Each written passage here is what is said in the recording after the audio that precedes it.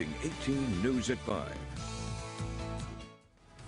The opinions and views expressed in Political Talk belong to its commentators and are not those of Nexstar Media Incorporated, this station, or their affiliates or employees. Welcome to Political Talk with Democratic commentator Dora Leland and Republican commentator Tom Santulli. We have to get that painted now. They have to paint it. Because if they don't paint it, bad things are happening. It is a political battle at the border. Who's to blame for the crisis there? Former President Donald Trump visiting Texas this week to tour the border with Governor Greg Abbott. We did a hell of a job. His visit comes just days after Vice President Kamala Harris made her trip.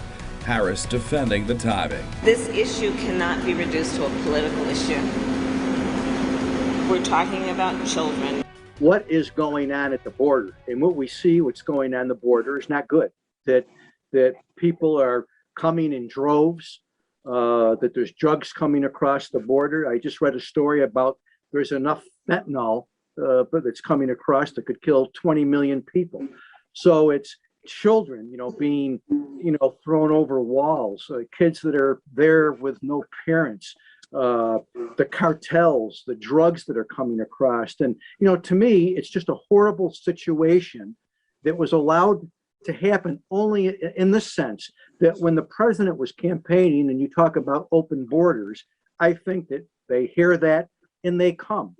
Trump had a different approach. They had the wall, they closed the border for the most part. It was very controlled and it worked. The next administration comes in and sees a different policy. Open borders, and we're the only country that I've been able to research that just really says your borders are going to be open and people can come across. To me, it doesn't work. There is an immigration crisis in this country, and again, I want to make clear that this administration, that the Biden administration, has in no way ever advocated for open borders. Again, that's a talking point that's misinformed.